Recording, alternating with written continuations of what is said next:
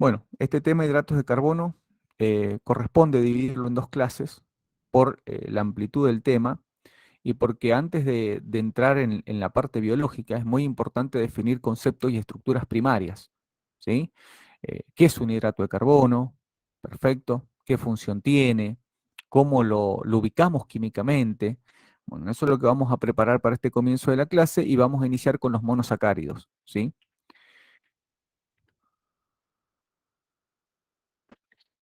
Bueno, acá está lo que he acostumbrado desde proteínas en este momento, como les han dado capítulos de libros completos, les han dado una orientación como para que no se pierdan, ¿sí? De qué es lo más importante.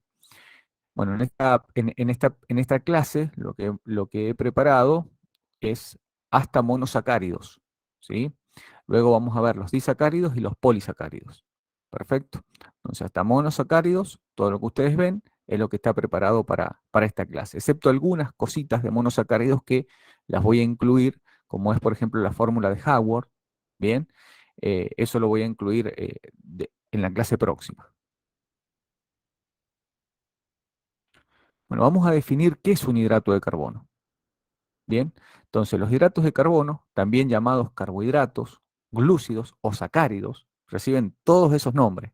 Así que cuando le estén hablando y les nombren esos nombres, se están hablando de lo mismo. Hidrato de carbono, carbohidrato, glúcido o sacárido.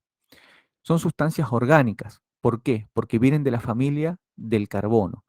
¿Sí? Todas las sustancias que provienen de la familia del carbono hidrógeno, básicamente, se denominan hidrocarbonados, ¿sí? O hidrocarburos. La familia hidrógeno-carbono se ha definido. Recuerden que cuando yo digo definido, eso no se discute. Eso es algo que está planteado así y a partir de ello se construye. Es como discutirles a ustedes el nombre o el apellido o la fecha de nacimiento. ¿Por qué nacieron ese día? Porque nacieron ese día. Bueno, entonces, la química se divide en dos grandes grupos, orgánica e inorgánica. La inorgánica es la que ustedes van a encontrar en todas las biografías que le llaman la química del carbono.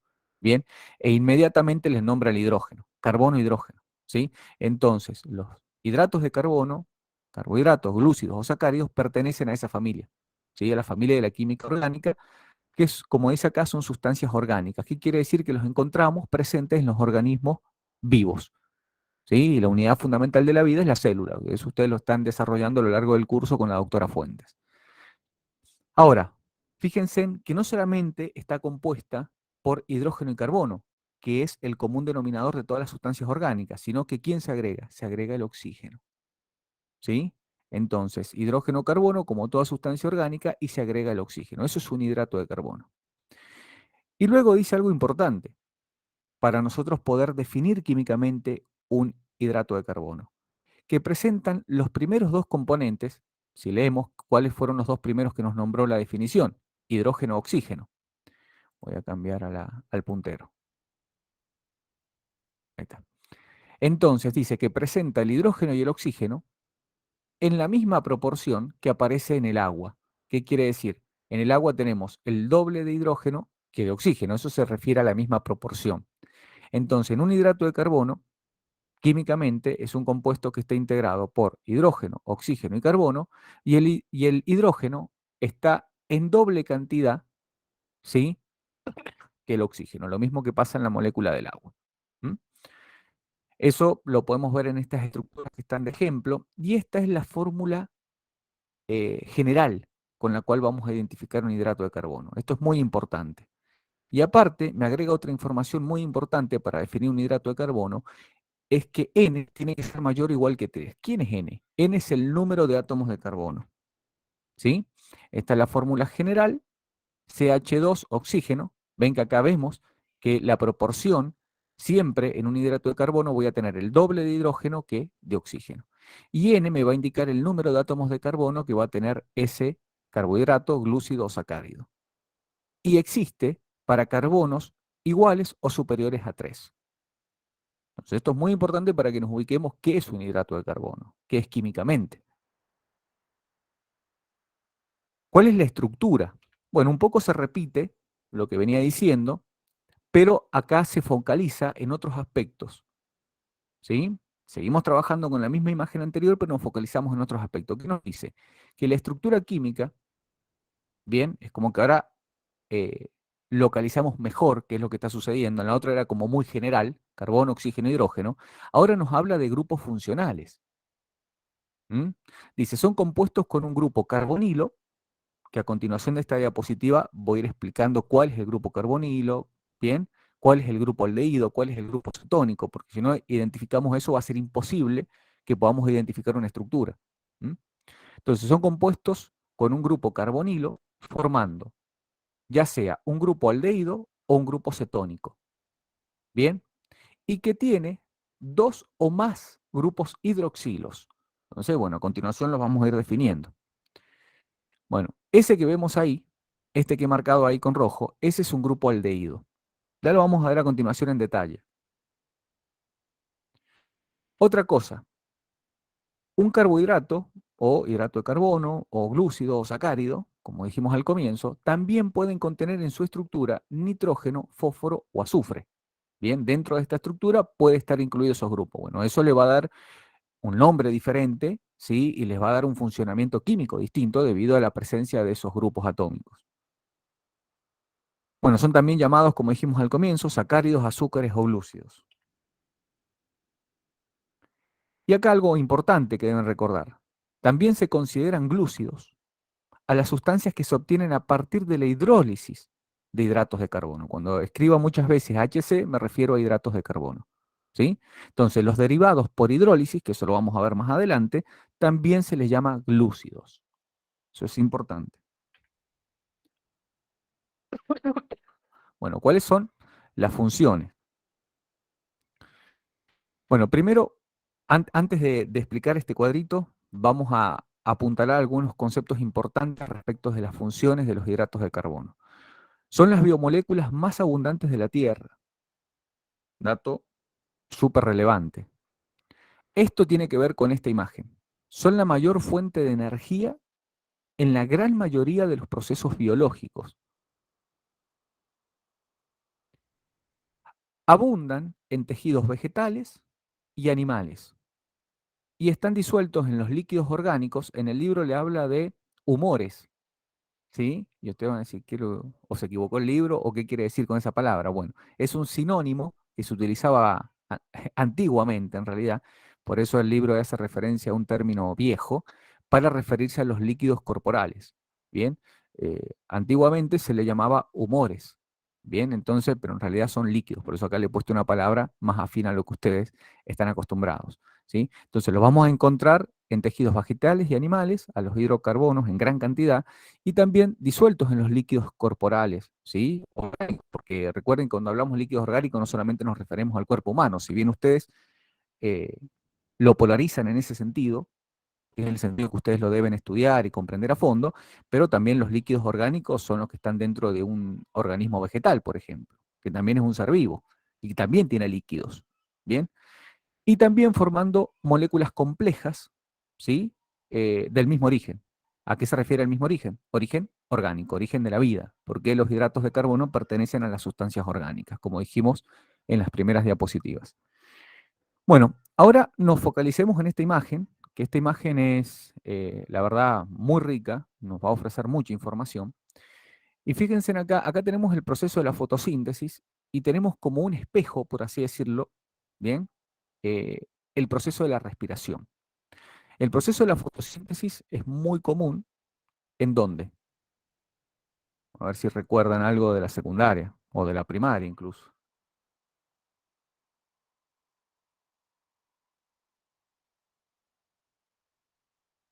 ¿Dónde es muy común el proceso de la fotosíntesis? En las plantas. Claro, chicos, está acá.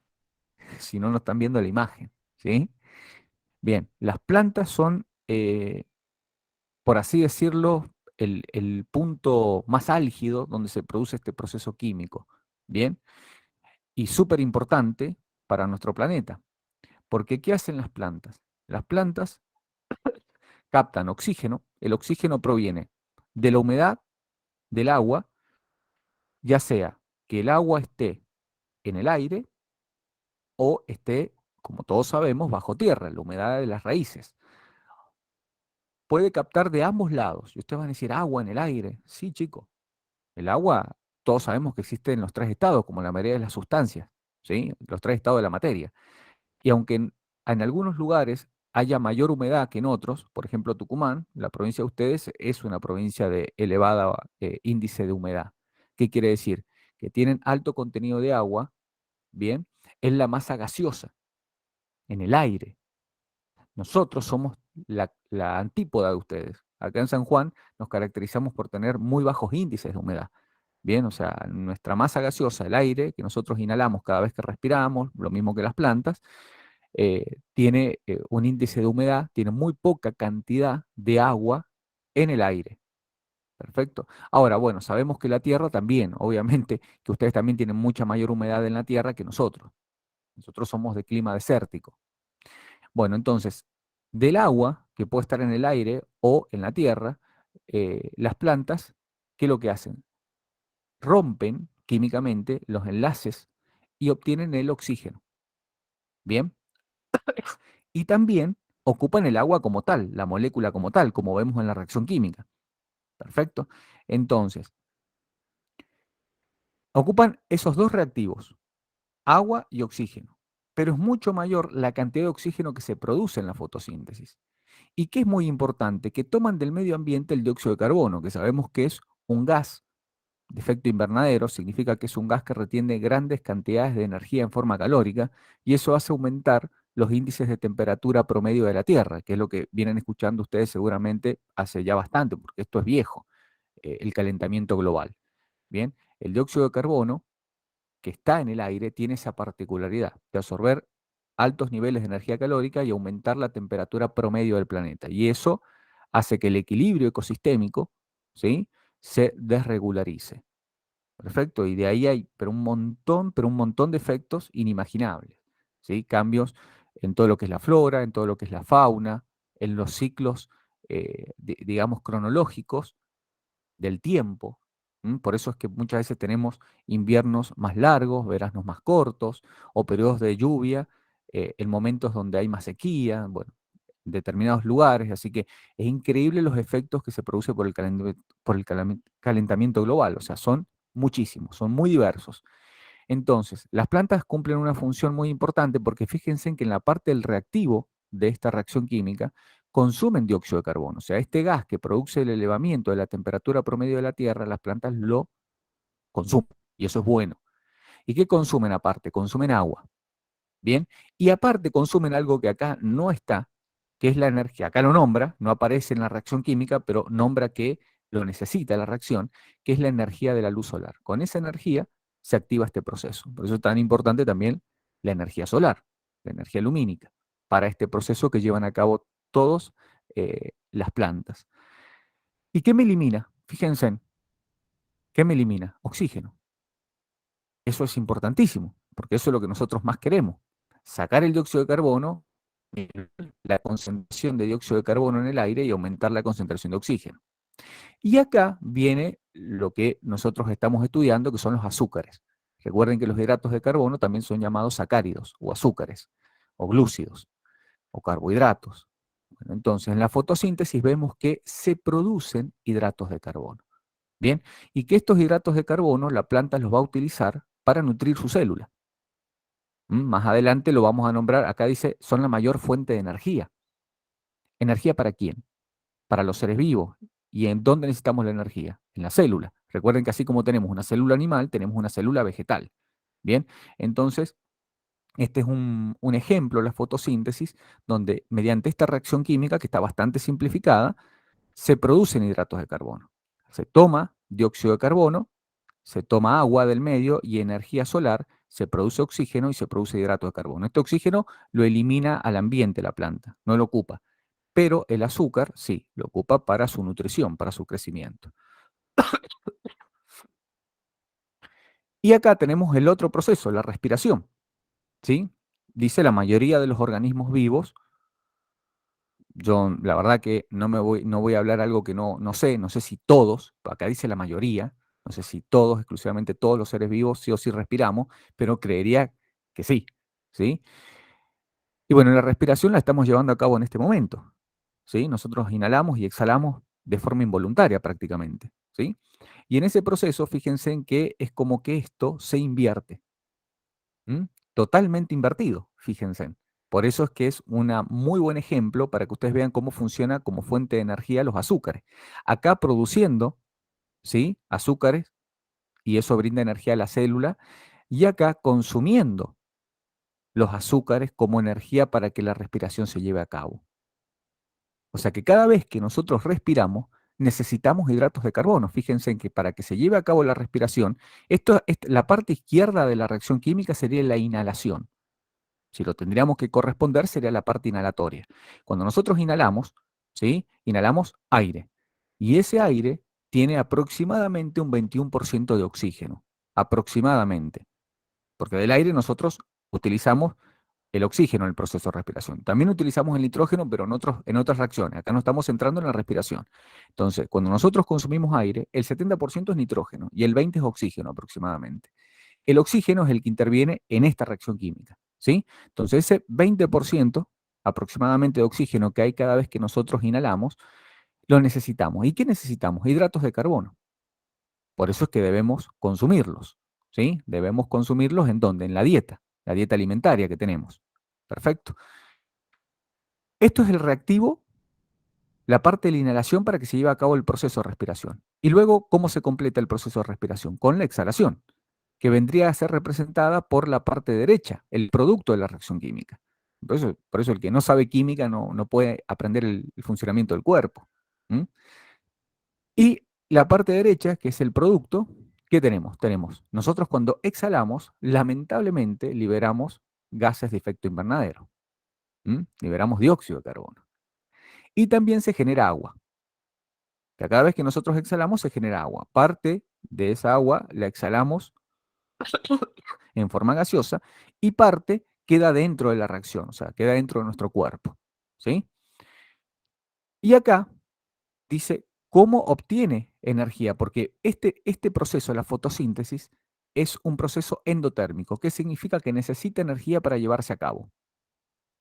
Y en la respiración, perfecto, es un proceso donde nosotros liberamos energía.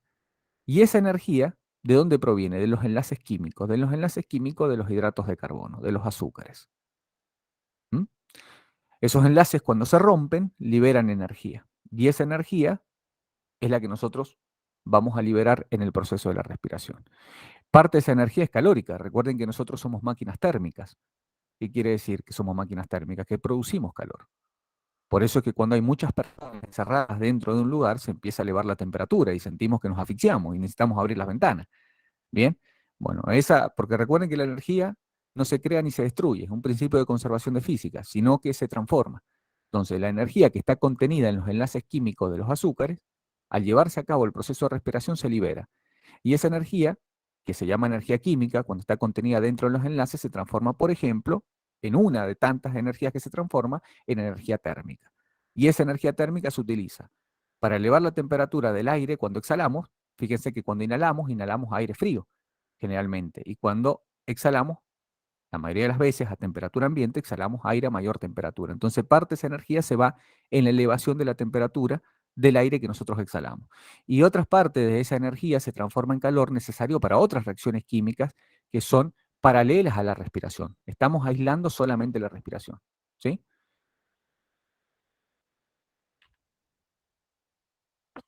Bueno, dijimos que los hidratos de carbono estaban compuestos por grupos. Estaba el grupo carbonilo, el grupo aldehído, el grupo cetónico y el grupo hidroxilo. Entonces, si no entendemos qué son esos grupos, difícilmente después comprendamos qué es un hidrato de carbono más adelante. ¿Bien? O podamos relacionar las propiedades de los hidratos de carbono más complejos si no comprendemos lo más básico. ¿Mm? Bueno, este es el grupo carbonilo. El grupo carbonilo es el grupo donde tenemos un carbono. Recuerden que los carbonos, ustedes recuerden que es como que tienen 4 bracitos. ¿Mm?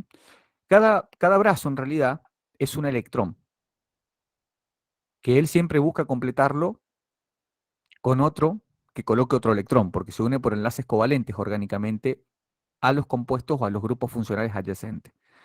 Bueno, acá vemos el carbono, los cuatro bracitos, por así decirlo, los cuatro electrones que tiene, en el último nivel energético.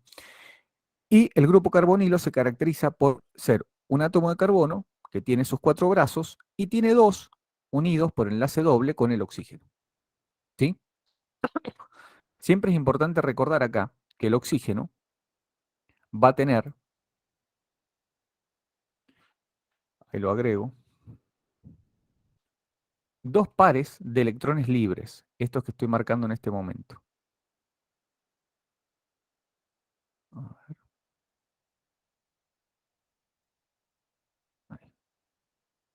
Ahí, ahí, ahí y aquí.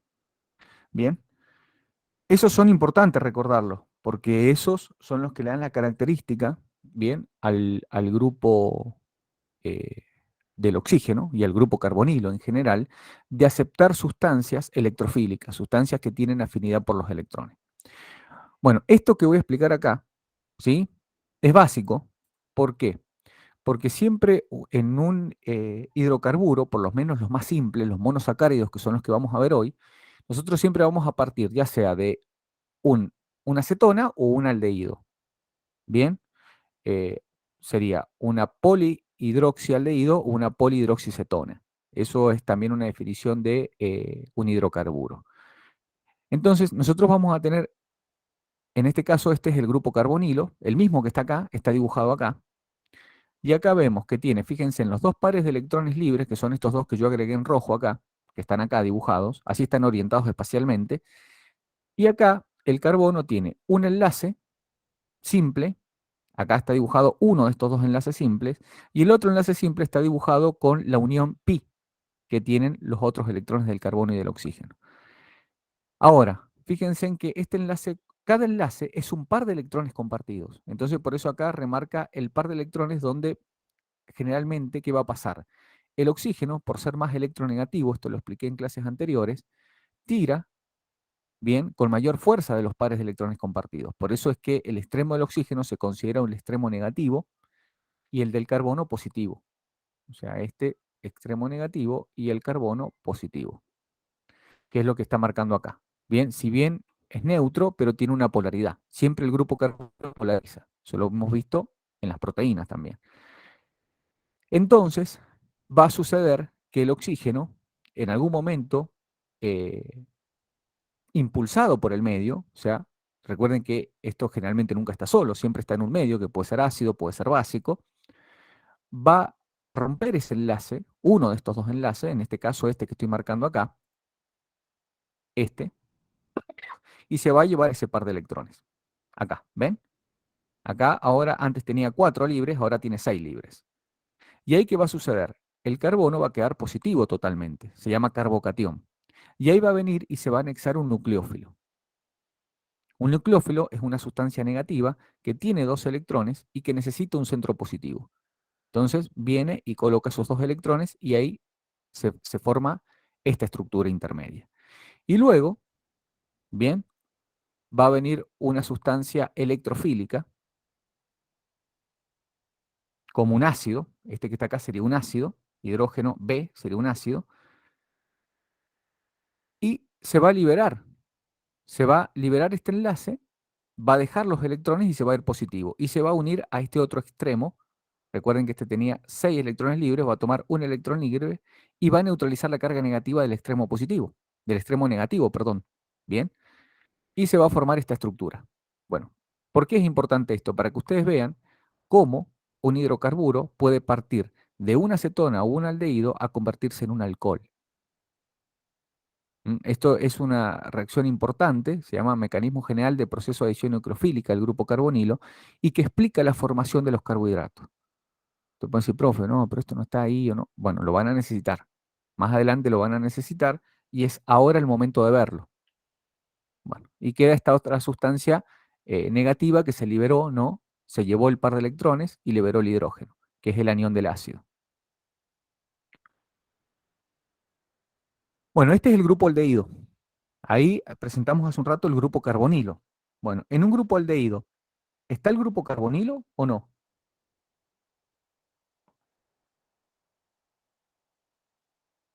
Sí, sí, Sí, es este que está acá.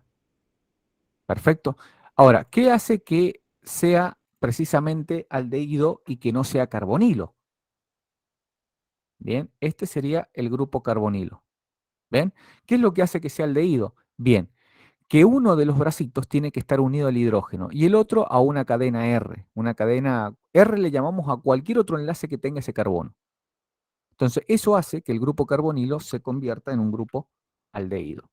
Bien, recuerden que en la diapositiva anterior presenté que el carbonilo tiene el carbono unido, enlace doble con el oxígeno y tiene dos bracitos, pero no dije más nada. Si uno de esos dos brazos está unido con el hidrógeno, ahí se llama grupo aldehído.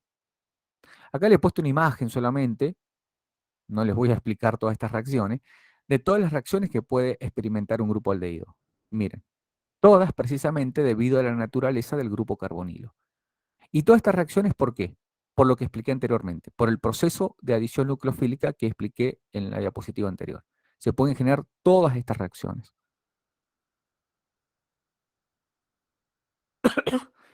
Este es el grupo cetónico. El grupo cetónico tiene el grupo carbonilo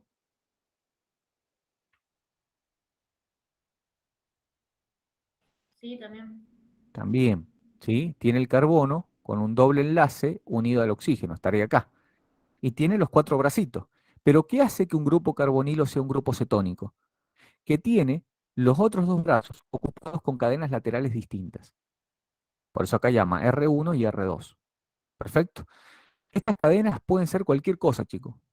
¿Sí? Carbono, hidrógeno, carbono, nitrógeno. Bueno, y va a ir cambiando y se va a ir formando otros grupos, probablemente otras sustancias. Bien, ese es el grupo cetónico y bueno, y acá tienen, así a modo de resumen, muchas de las reacciones más importantes que puede experimentar un grupo cetónico. ¿Sí? Recuerden que, ¿por qué estamos viendo esto? Porque los hidrocarburos, los hidratos de carbono, perdón, o carbohidratos, tienen estos grupos. Los vamos a ver a continuación. Entonces, si no los ubicamos en forma individual y no sabemos su naturaleza, difícilmente pues, comprendamos las formas más complejas de los eh, hidrocarburos. Perdón, hidratos de carbono, no hidrocarburos, hidratos de carbono. Bueno, y por último, el grupo alcohol. ¿Sí? El grupo alcohol es un descendiente del grupo carbonilo.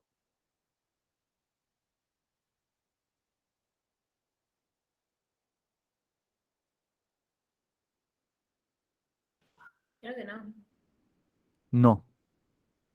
Por una reacción, como yo expliqué, esa reacción general, que fue la única que yo expliqué, porque es súper importante, porque es como reiterativa, porque es el proceso por el cual una acetona o un aldehído se convierte en un alcohol, es un derivado. El alcohol se puede obtener a partir de un aldehído y una acetona que contienen el grupo carbonilo.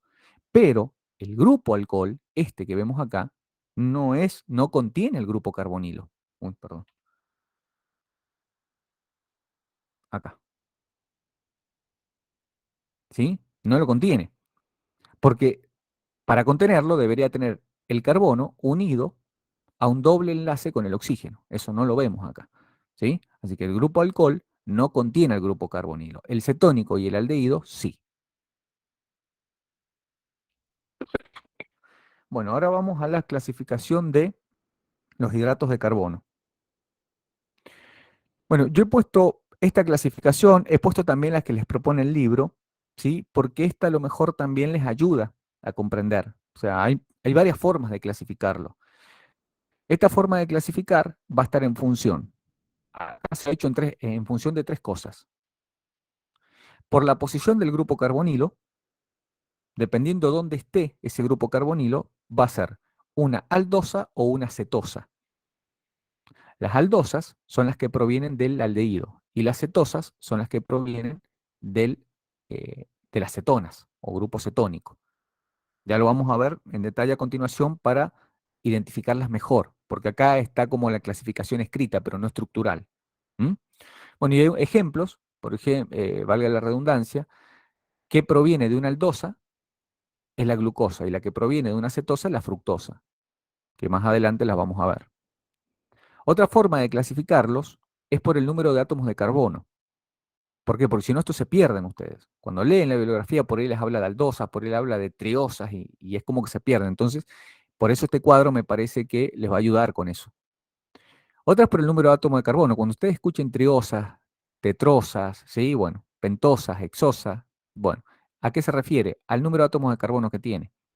Si es triosa va a tener 3, si es tetrosa va a tener 4, si es pentosa va a tener 5, hexosa va a tener 6. Bien, y acá, bien, puede ser una aldotriosa o una cetotriosa también puede ser, que acá no estaría el ejemplo de triosas para un grupo cetónico. Por eso hemos visto aldehído de cetona. Bien, cuando son 4, bien, fíjense en que acá se refiere a una aldotriosa, pero también puede ser una cetotriosa. ¿Qué quiere decir? Tener 3 átomos de carbono y provenir de un grupo cetónico. O tener 3 átomos de carbono y, como en este caso, provenir de un grupo aldehído. ¿Vamos? Porque como hemos visto, por la posición del grupo carbonilo puede ser aldosa o cetosa. Y en función del número de átomos de carbono, ¿sí? Pueden tener 3, 4, 5, 6, pero a su vez, estas 3, 4, 5, 6 pueden ser aldosas o cetosas. Entonces, en el primer ejemplo que nombra una triosa, ¿sí? Y dice aldotriosa, bien, sería que proviene del grupo aldehído y tiene 3 átomos de carbono. El prefijo de dónde proviene se coloca adelante. Si es aldo, proviene de un aldehído. Si es ceto, viene de una cetona, ese hidrato de carbono. Y luego, triosa, o tetrosa, o pentosa, o hexosa, va a decir el número de átomos de carbono. Esto para que entiendan qué quiere decir cuando leemos esto. Y también otra forma de clasificarlos es por la cantidad de unidades de sacáridos, que esa es la clasificación que les propone a ustedes la bibliografía. Hay otras bibliografías que son más completas, ¿sí? Que ofrecen, por ejemplo, una clasificación así. Las de ustedes, estas no las nombra mucho. Directamente les habla en la bibliografía de cetopentosas, de, bueno, tetrosas, le habla, pero mucho no habla de esa clasificación, ¿sí? Sí habla de esta. ¿Ven? Por eso que las bibliografías por ahí uno se puede inclinar más por una o por otra dependiendo de la claridad con la que expongan. Yo particularmente me oriento por algo así, más claro. ¿M? Bueno, y dijimos por la cantidad de unidades de sacáridos, que ya vamos a ver qué es un sacárido. ¿Bien? Bueno, y ahí pueden ser monosacáridos, ¿m? Puede ser disacáridos o polisacáridos. Pero acá no les habla de disacáridos, si bien les nombra el apunte, pero les habla de oligosacáridos. Y ahí le dice que un oligosacárido es de 2 a 10 sacáridos. O sea que esa sería como una clasificación que no estaría acá. ¿M? Bueno, ejemplos: galactosa, lactosa, celulosa. Un monosacárido, un ejemplo es la galactosa, y un disacárido la lactosa, y un polisacárido la celulosa. Bien.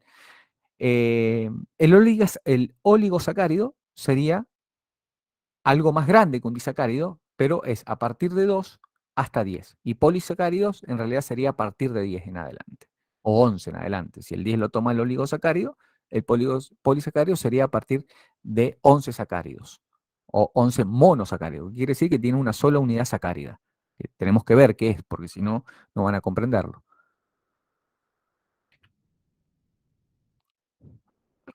Bueno, acá está la definición como ustedes la tienen en el libro, ¿sí? Que era lo que yo decía al terminar la diapositiva anterior. Los monosacáridos están compuestos por unidades mínimas, simples. Lo voy a explicar luego de esta diapositiva. Los oligosacáridos son de 2 a 10 monosacáridos. Acá da ejemplos de disacáridos solamente. Y los polisacáridos tienen que tener más de 10. Bueno, un ejemplo sería el almidón. Si bien acá no es que ha dibujado, porque si acá contamos, habrían 10, pero en realidad pueden haber más. No quiere decir que estos 10 sean el almidón, ¿sí? Y fíjense, acá tenemos monosacáridos, la fructosa, la glucosa, que de hecho son de mucha importancia biológica, eso lo vamos a ver más adelante. Y acá muestra, por ejemplo, la manosa se obtiene a partir de 2 unidades de glucosa. Y la sacarosa, que es un oligosacárido también, se obtiene por la combinación de estas dos diferentes. Una unidad de un monosacárido glucosa y otra unidad de monosacárido fructosa. O sea, se unen estas unidades. Y esas uniones, los mecanismos de esas uniones se corresponden con ese mecanismo que yo expliqué al comienzo. Por eso yo les decía que más adelante lo iban a necesitar, porque si no dicen cómo se une esto.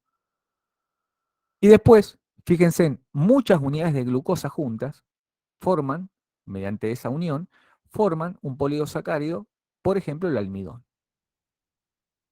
Este está muy presente en la mayoría de los alimentos que consumimos nosotros. Necesitamos la glucosa. Es un azúcar importante en el proceso de la respiración. Bien, de acá ahora vamos a empezar a ver solamente los monosacáridos. Bien, entendamos qué es un monosacárido para que podamos entender lo que sigue. Es la unidad básica.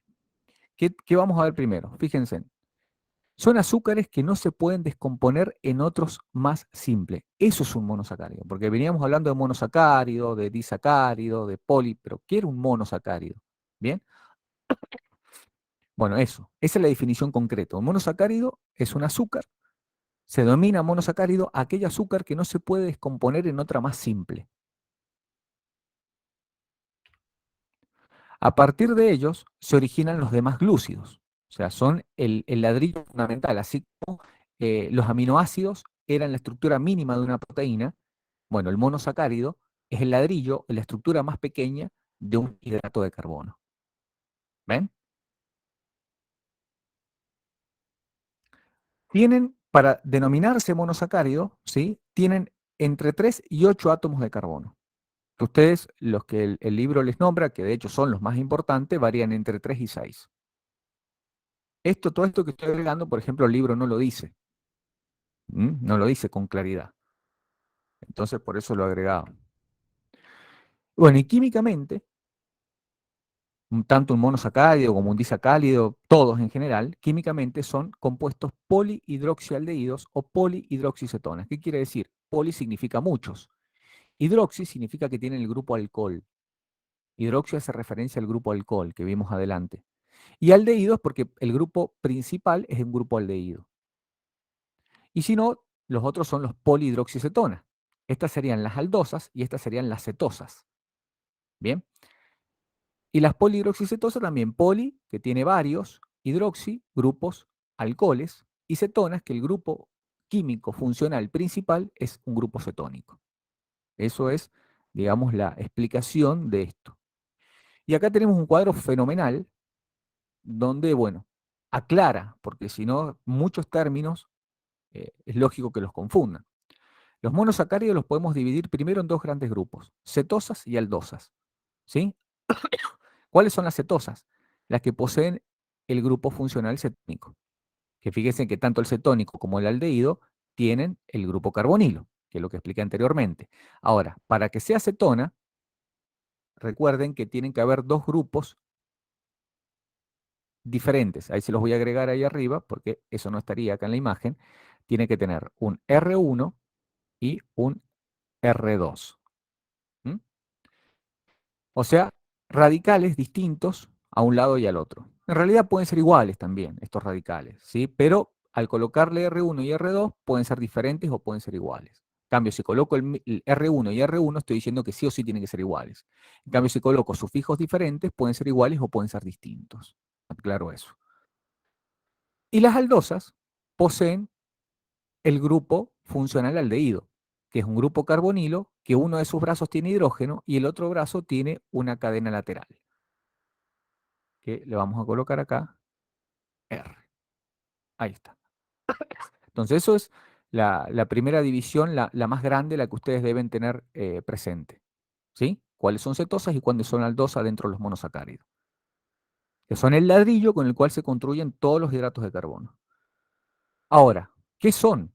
¿Sí? Bueno, una cetosa es un monosacárido con un grupo cetónico y una aldosa es un monosacárido con un grupo aldehído. Un poco redundante lo que decíamos arriba. ¿Dónde se encuentra el grupo cetónico? Se encuentra en el segundo carbono. Ya les voy a explicar por qué hablamos de segundo carbono. Lo mismo pasa en la aldosa, pero en las aldosas el carbono o el grupo aldehído se encuentra en el primer carbono y en la cetosa el grupo carbónico, bien, el grupo, perdón, cetónico se encuentra, que es el grupo carbonilo, se encuentra en el segundo carbono. O sea, son diferencias importantes, ¿sí?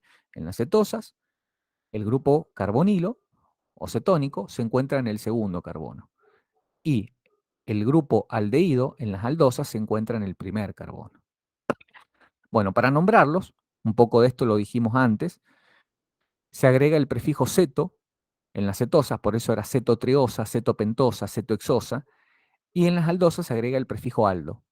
Aldotriosa, la mínima es aldotriosa, porque por definición, como vimos en la primera diapositiva, existen para carbonos 3 en adelante. Entonces el mínimo sería cetotriosa y cetoaldosa. Y de ahí, bueno, pueden ser tetraaldosa, tetracetosa, perfecto. Y bueno, y luego seguido, como dice acá, tri, tetra, dependiendo del número de carbonos. Y se añade el sufijo, recuerden que el sufijo es la parte terminal, que es osa, porque ambas son aldosas. O sea, ambos son familias de osas, se dice. Están las cetosas y las aldosas. ¿Estamos?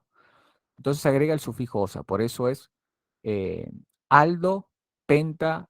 Si es aldo, proviene de un aldehído. Si es penta, tiene 5 carbonos. Y osa, que proviene de una osa. Osa puede ser cetosas o aldosas. Aclaro esto porque sí, esto si no se hace un problemón. O sea, si no tienen claro esto, cuando se los nombran, ahí se les complica la existencia. Bueno, y acá tenemos ejemplos. Y acá en los ejemplos voy a aclarar esto de la posición del segundo carbono y del primer carbono. ¿Sí? Un grupo aldehído, sí o sí, va a estar siempre en el primer carbono. ¿Por qué? Por definición.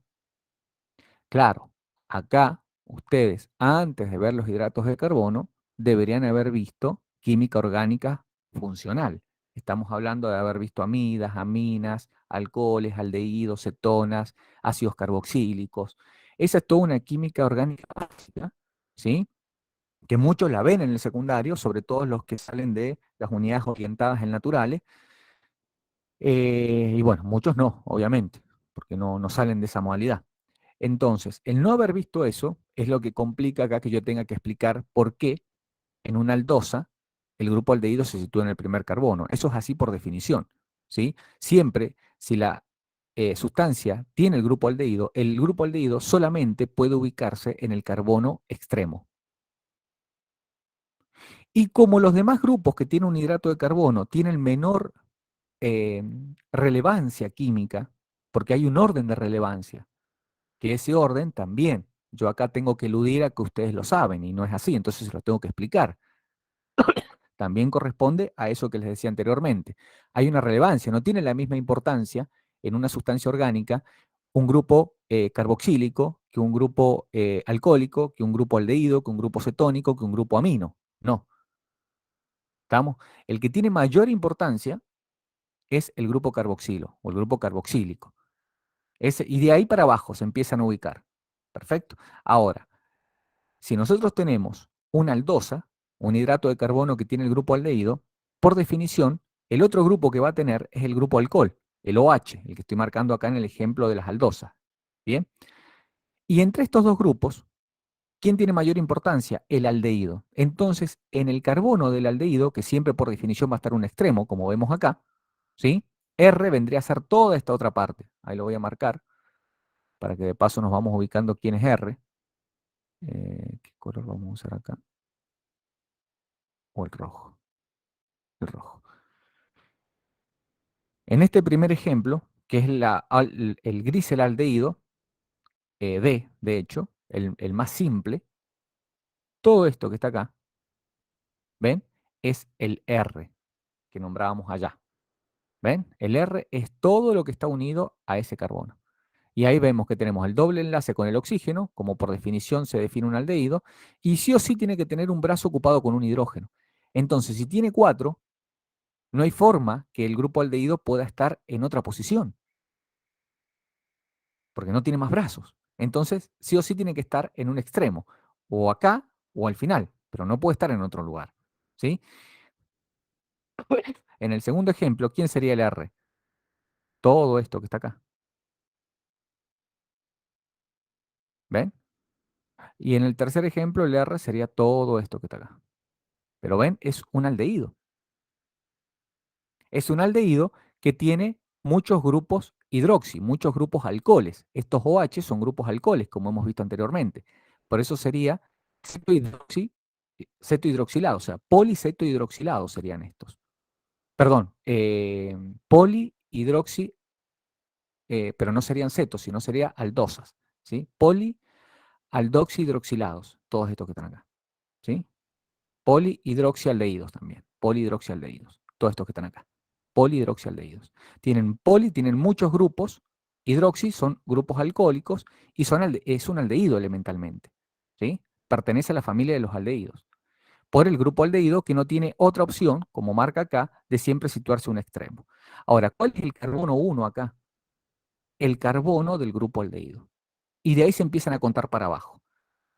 Entonces, si tomamos el ejemplo del medio, carbono 1 es este que yo estoy marcando, acá, el ejemplo del medio, este sería el carbono 2 y este sería el carbono 3. Entonces, el carbono 2 sería el carbono proximal y el carbono 3 el distal. Si no aclaro estas cosas, ustedes leen, no entienden. ¿Mm? No entienden a veces lo del libro, porque el libro a veces está escrito para un nivel más elevado. O sea, el libro supone también, al igual que el apunte que les dan, que ustedes conocen cosas previas y la realidad es que no es así. O por lo menos la mayoría, ¿sí? Seguramente. Bueno, y acá es lo mismo, pero con cetosas, ¿sí? Que tienen el grupo cetónico. Y fíjense, acá claro, que el grupo cetónico, por definición, siempre va a estar en el segundo carbono. Acá pasa lo mismo. ¿Quién tiene mayor importancia entre el grupo cetónico y el grupo alcohol? El grupo cetónico. Bien, el carbono 1 va a ser el grupo cetónico. Ese va a ser el carbono 1. Perfecto. Y los otros carbonos van a ser el carbono 2. Entonces, a ver, me rectifico. En realidad, el carbono 1 es el carbono más próximo al grupo cetónico. El grupo cetónico, a diferencia del aldehído, va a estar siempre entre la cadena. ¿Sí? Esa es una diferencia importante. El grupo aldehído siempre va a estar en un extremo, el cetónico siempre va a estar entre la cadena, como dice acá. ¿Y por qué dice carbono 2? Porque el carbono 1 va a ser el carbono más próximo al grupo cetónico. Ahora es correcto. ¿Sí? El anterior me equivoqué, aclaro. Hablando me di cuenta de que lo había dicho al revés. Entonces, el carbono 1, acá es indistinto. Puede ser el carbono 1 en este ejemplo, el primero, ¿sí? Puede ser carbono 1 este o este. Pero en el del medio, por ejemplo, ¿cuál es el carbono 1? ¿Este o este extremo? No, el carbono que está más cerca al carbono del grupo cetónico. Entonces, este va a ser. Bien, este va a ser el carbono 1, este va a ser el 2, el 3 y el 4.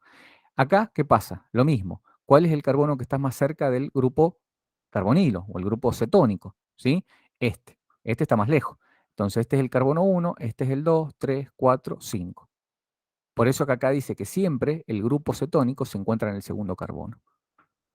Esas son definiciones importantes. ¿Mm? Y acá,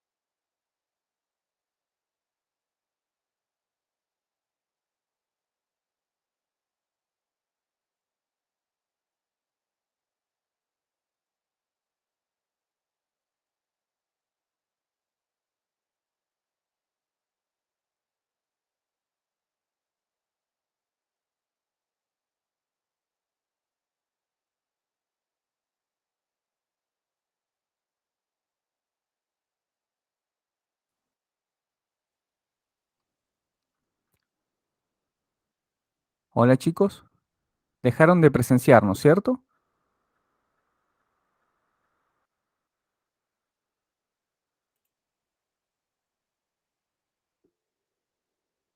Recién, porque la verdad que no me di cuenta en qué momento se salió.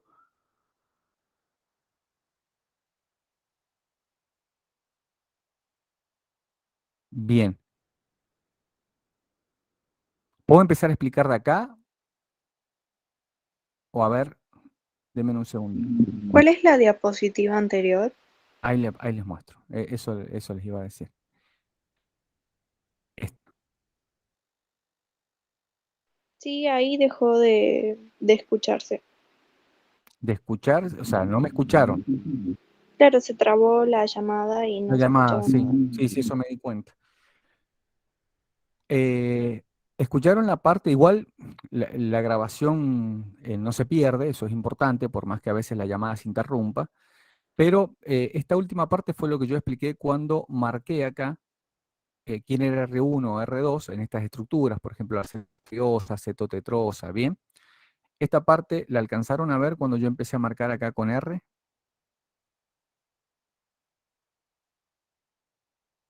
es hacer estos círculos rojos. Sí, eso sí. Bueno, sí, ahí era el final ya. No se quiere decir que ha quedado, ¿me explico? Bueno, bueno, acá les había hecho una pregunta que ahora sí sé que están viendo, que cuando había isomería óptica, eso lo expliqué en proteínas.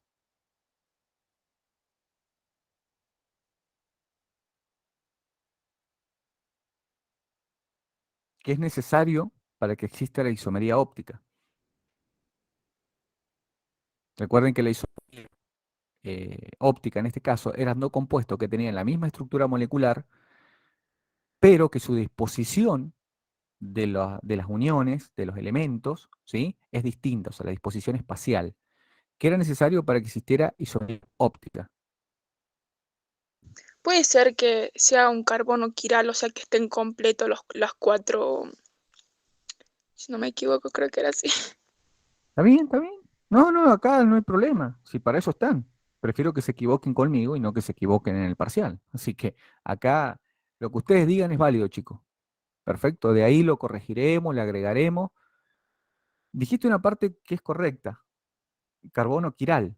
La otra parte era como que no estaba bien. ¿Qué era necesario para tener un carbono quiral?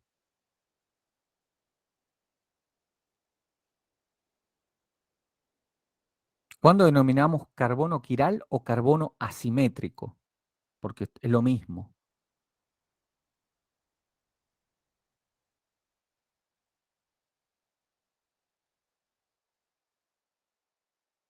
Puede ser que se diga saturado. ¿Y qué es saturado?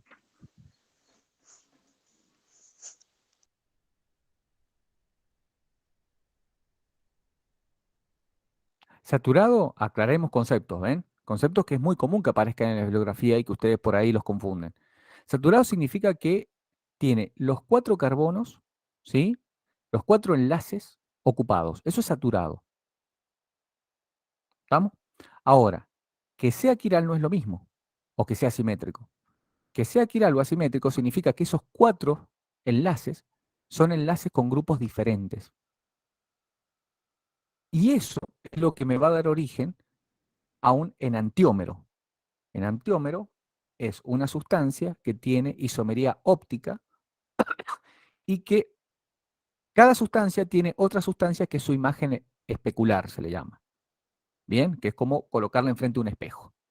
Y como expliqué esto lo expliqué muy bien en proteínas, así que no voy a ahondar demasiado. Vean la clase de proteína, ¿sí? La última clase las últimas clases para el segundo parcial. Ahí explicamos en detalle este concepto, ¿sí?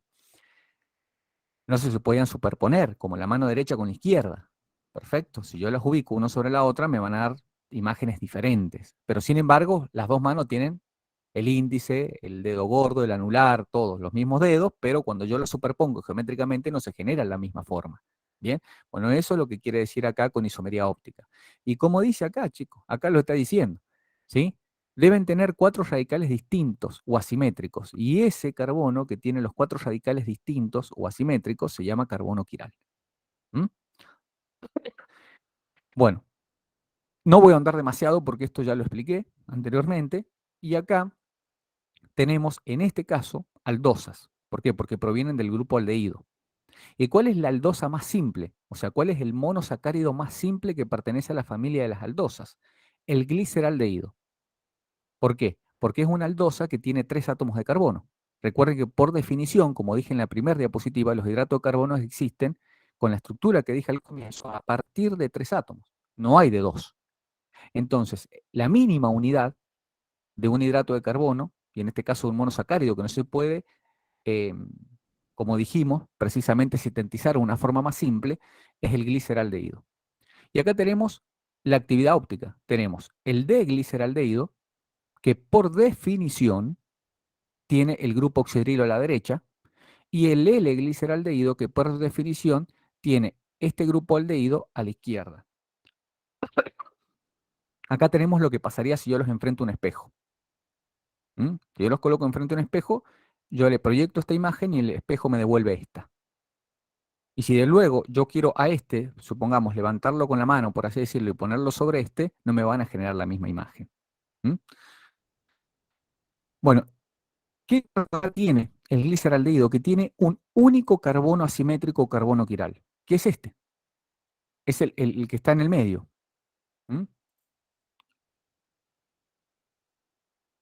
Este sería el único carbono asimétrico o carbono quiral. Fíjense en que tiene 4 radicales diferentes. Miren, a la izquierda, tomemos el D-gliceraldehído, a la izquierda tiene el hidrógeno, a la derecha tiene el oxidrilo, arriba, ¿sí?, tiene el grupo aldehído, y debajo tiene un R que es distinto, porque este no es un grupo aldehído, es un alcohol. Perfecto. Que tiene un CH2. ¿Cómo son los radicales? Son totalmente diferentes. Entonces, este es un carbono asimétrico o carbono quiral. Los 4 radicales deben ser distintos. O sea, no deben tener la misma estructura molecular de los 4 bracitos. Y esto está saturado. ¿Por qué? Porque está ocupando los 4 brazos. Bueno, acá tenemos la imagen. Cuando el grupo funcional oxidrilo del último carbono asimétrico, ¿qué pasa? Acá tengo uno solo. Pero si tengo más de un carbono asimétrico, como vamos a ver más adelante en los demás hidratos de carbono, yo tengo que identificar el último carbono asimétrico. Y ese carbono asimétrico yo tengo que ver dónde está el grupo oxidrilo. Si está a la derecha, va a ser de la familia D. Y si ese grupo funcional en el hidrato de carbono del último, por eso acá remarco, del último carbono asimétrico se sitúa a la izquierda, será de la familia L.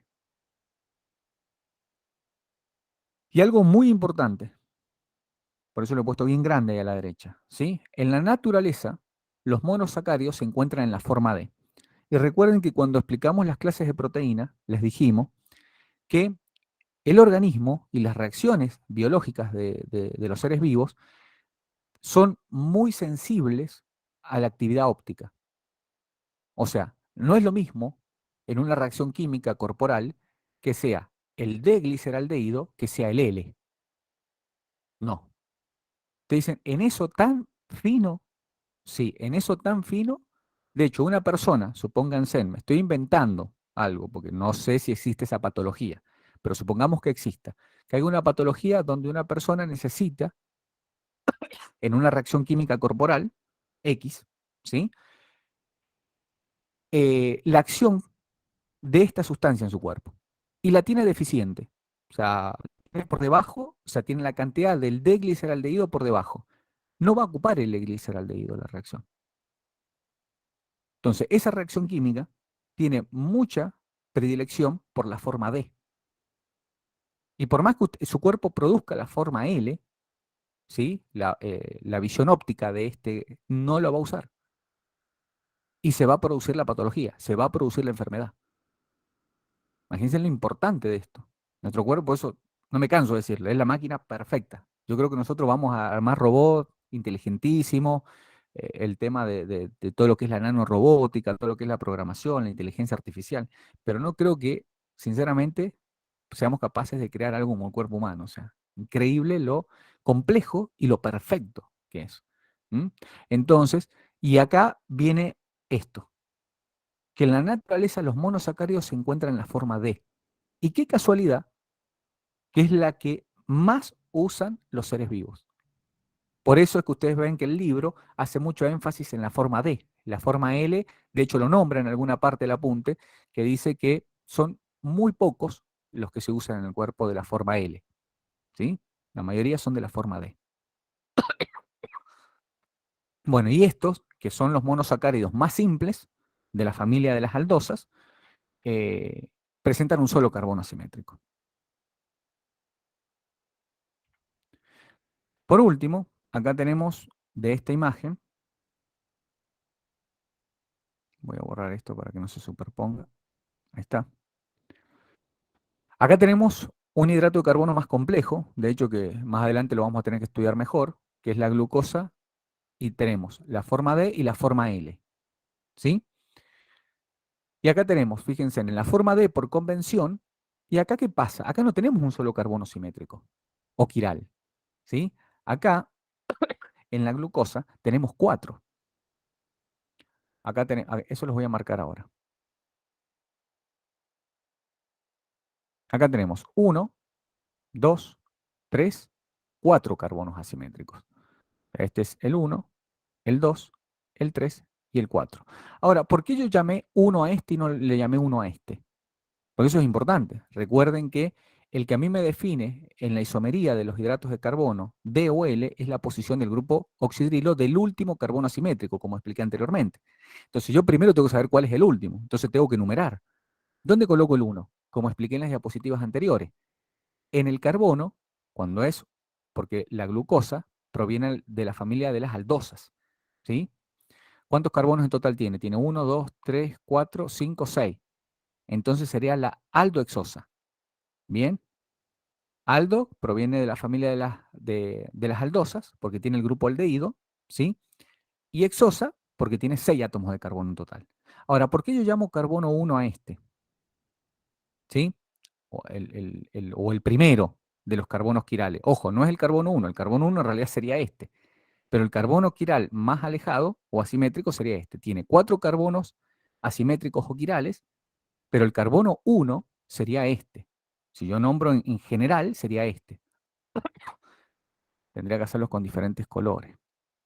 A ver, mira, vamos a hacer así para que se entienda, porque si no, se mezcla eso. Este es el carbono 1, carbono 2, 3, 4, 5, 6.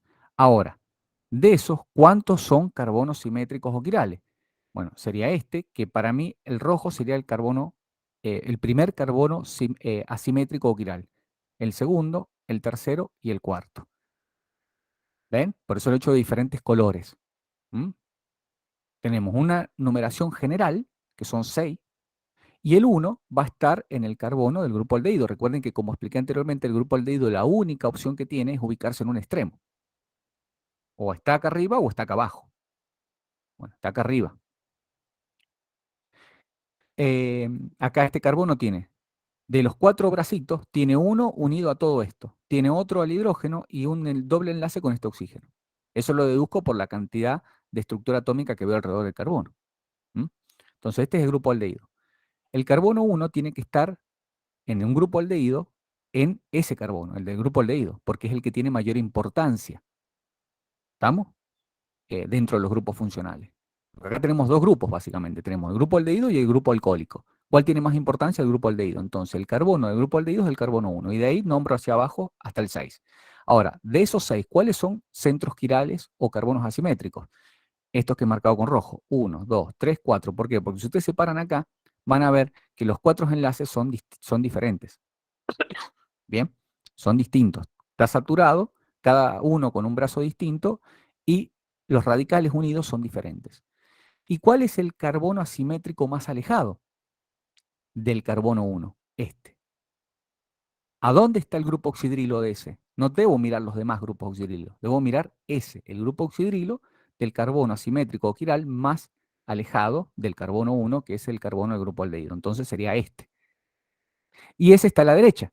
Entonces esta es la D-glucosa. Si hago el mismo análisis y miro acá, esta es la L-glucosa, porque en ese carbono asimétrico o quiral, más alejado del carbono 1, ahora el grupo oxidrilo está a la izquierda. Entonces este pertenece a la familia L.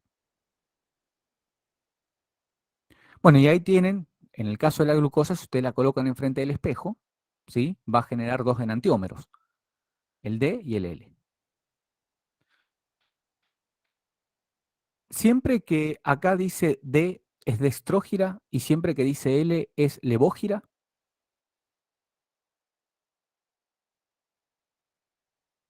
Pregunto, ¿no? No, profe. ¿Por qué no? Recuerden que siempre tienen que tener ustedes, yo siempre pregunto por qué. Si cuando digan sí o no, tengan preparada la respuesta.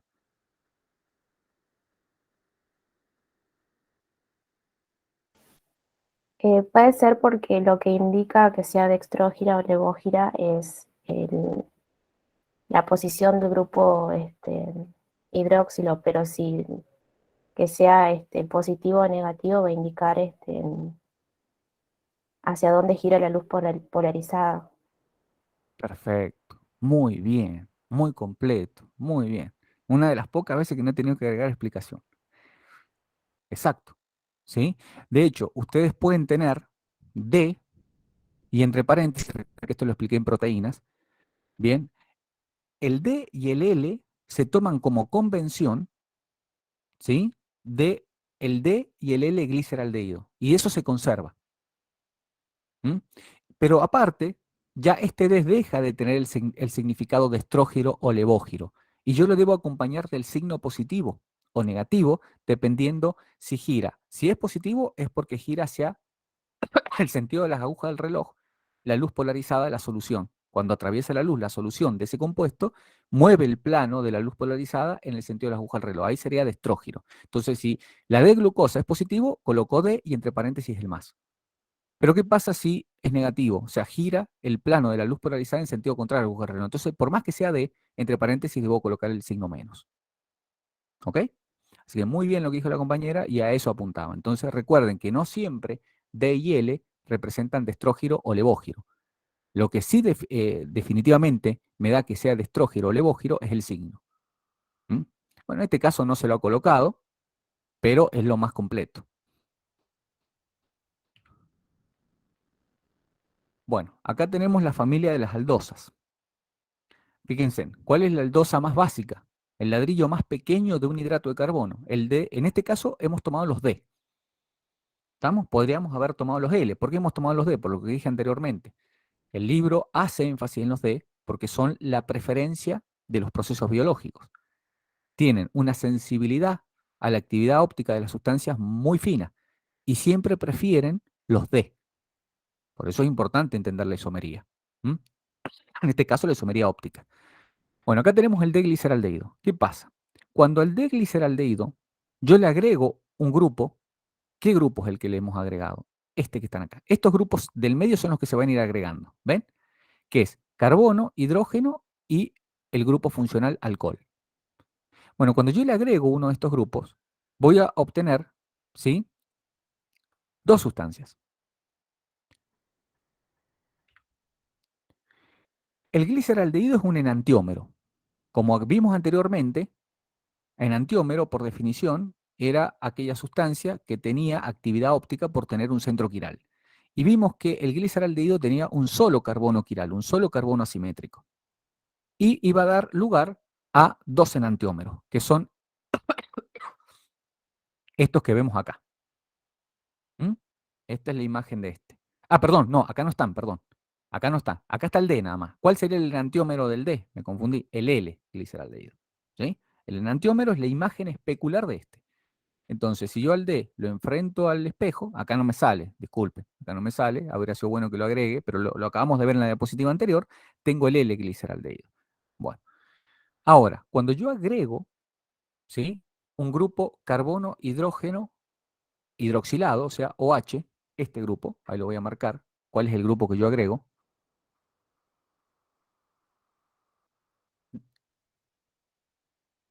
Cuando yo agrego otros de estos grupos a la cadena, ahí se forman dos sustancias, que son aldotetrosas. Aldo, ¿por qué? Porque provienen de un aldehído, del gliceraldehído, que es el básico, el más pequeño. Tetrosas, ¿por qué? Porque contienen 4 átomos de carbono en total. Fíjense que el gliceraldehído es una aldotriosa, tiene 3 átomos de carbono en total. Estas tienen 4. Entonces obtengo aldotetrosas, que es lo que dice acá este nivel. Ahora, estas dos aldotetrosas que yo agrego, en este caso están las dos, el nombre D, porque provienen del gliceraldehído D, por lo tanto, las dos son D. Esas dos tienen ya 2 carbonos asimétricos. Que los carbonos asimétricos en la imagen están formados, están con este color púrpura o rojo, como ustedes lo vean, ¿sí? Este que está marcado acá.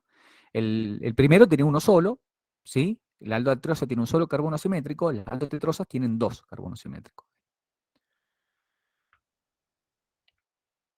Y estos dos que se forman por agregar otro grupo de este a la cadena, ¿sí? Este grupo carbono-hidrógeno y grupo funcional alcohólico, estos ya no son enantiómeros, son diastereoisómeros. ¿Por qué? Porque este no es la imagen especular de este. Si yo coloco este enfrente o sea, coloco la distribución geométrica de la eritrosa, la D eritrosa enfrente del espejo, no voy a obtener la D treosa. ¿Vamos? Entonces, cuando yo agrego acá, se forman diastereoisómeros. En esto por ahí pueden ser muy finos ellos y preguntar una pregunta así. Ahora, la D eritrosa y la D treosa sí son enantiómeros, porque van a tener, cuando yo a la D treosa la coloque enfrente del espejo, va a tener la L treosa, la imagen especular de este. Y la D eritrosa, cuando la coloque al espejo, el espejo me va a devolver la imagen óptica de la L eritrosa. ¿Estamos? Entonces, la D eritrosa sí va a tener un enantiómero, y la D treosa también. Ahora, entre la eritrosa y la D treosa, o sea, entre la D eritrosa y la D treosa, no son enantiómeros, son diastereoisómeros. ¿Mm? Provienen de una sustancia por agregado de un grupo funcional, pero no son imagen especular uno de otro. Eso significa diastereoisómero.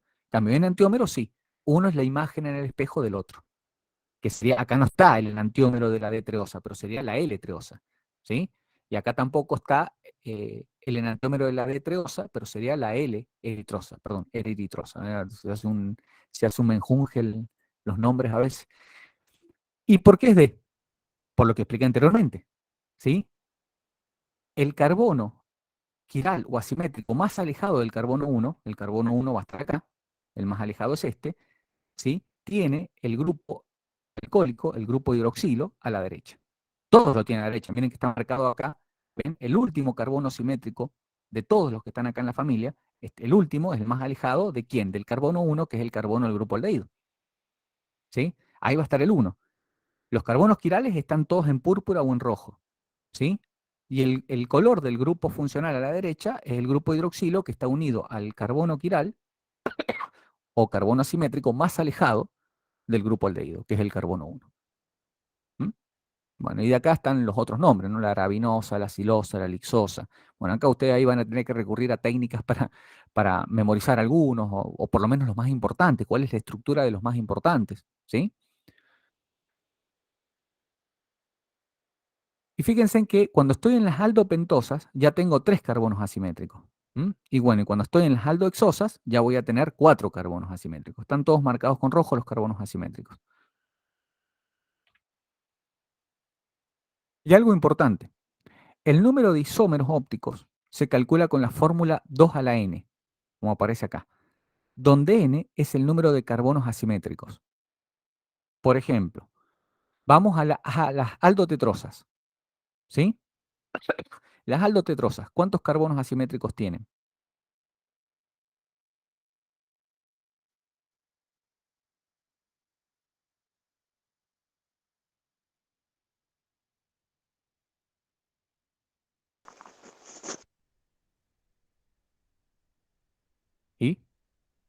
Las aldotetrosas, ¿cuántos carbonos asimétricos tienen? 2. 2. 2. Entonces, si yo quiero saber el número de isómeros ópticos de las aldotetrosas, tengo que al 2 elevarlo a la 2, porque es el número, como dice acá, de carbonos asimétricos. Entonces, ¿cuánto arroja eso? 2 al cuadrado da 4. 2 por 2, 4.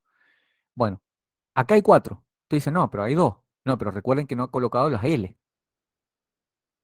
¿Estamos? No ha colocado las L. Si yo coloco, acá he colocado la D eritrosa, pero existe la L eritrosa. Acá he colocado la D treosa y existe la L treosa. La L treosa es el enantiómero de la D treosa y la L eritrosa es el enantiómero de la D eritrosa. ¿Cuántos son en total? 4, porque cuando habla de isómeros ópticos, habla del total, tanto que sean enantiómeros como que sean diasteroisómeros. ¿Sí? La D eritrosa y la D treosa son diasteroisómeros, pero la D treosa y la D eritrosa tienen su enantiómero correspondiente en la imagen L. En total son 4 isómeros ópticos. ¿Ven cómo la fórmula se cumple? ¿Sí? Si van acá, en las aldopentosas hay 3 carbonos simétricos. ¿Sí? 3 al cuadrado da 9. 3 por 3. Y ustedes van a decir, sí, pero acá hay 4. Pero recuerden que están las L. ¿Mm?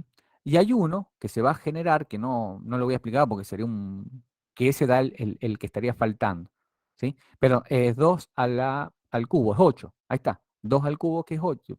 Me confundí, lo hice al revés. Puse 3 al cuadrado y era 2 al cubo. 2 al cubo es 8. Bien, entonces acá tenemos 4. Y están los otros 4 que faltan, que son las formas L sería la L ribosa, la L arabinosa, la L silosa y la L silosa, que son los enantiómeros correspondientes de las formas D. Ahora, todos estos 4 son diasteroisómeros entre sí. ¿Mm? Entonces acá, en las aldopentosas que tiene 3 carbones quirales o carbones asimétricos, sería 2 al cubo. Y 2 al cubo da 8, veo 4 y los otros 4 son las formas L. ¿Ven? Esa fórmula se cumple. Bueno, acá está la familia de las D, de las cetosas, las más importantes, las que ustedes tienen en el apunte, ¿sí? Bueno, acá no voy a hacer la explicación porque es exactamente muy parecida a la que hice con las aldosas, nada más que acá son cetosas. Acá ustedes van a ver marcado con rojo, ¿sí?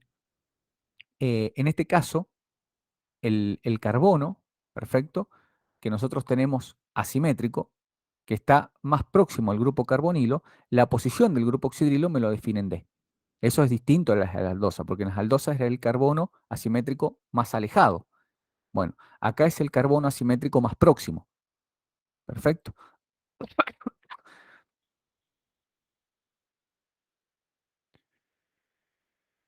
Pero la mayoría de los conceptos que dije para las aldosas se repite para las cetosas, salvo esa distinción que hice al final. Bueno, vamos a entrar a los monosacáridos de interés en química biológica. Hasta aquí llegamos hoy. Bueno, la glucosa, vamos a decir como a módulo de ingreso, es el monosacárido más abundante e importante utilizado como combustible por la célula. Eso es algo muy importante, está en el apunte y lo he querido remarcar. La galactosa es poco común en la naturaleza. O sea, lo vamos a encontrar muy rara vez en forma natural. Generalmente se produce. ¿M? Y está integrando moléculas complejas, muchas veces, ¿sí? Si se asocia la galactosa con la glucosa, genera un disacárido que es la lactosa.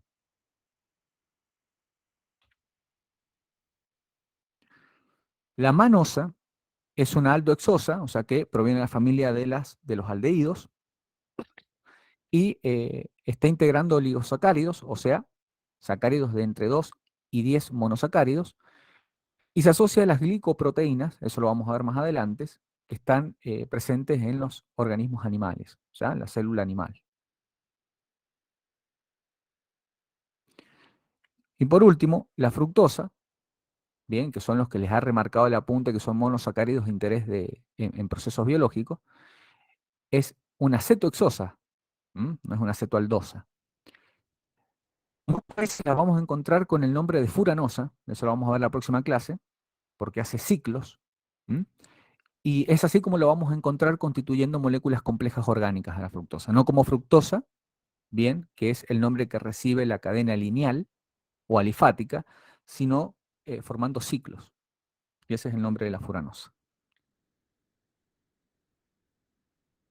Bueno, chicos, no nos vemos mañana, acá me olvidé de cambiar eso, nos vemos el día viernes con la segunda parte de carbohidratos, que es donde ya terminamos con los carbohidratos, y bueno, en principio se les iba a dar el sábado, pero el sábado no es posible, entonces por eso se ha pasado para el día lunes en la mañana la clase de lípidos, ¿sí?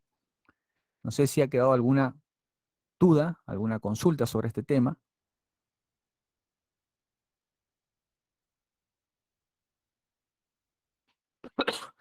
Es el comienzo de carbohidratos.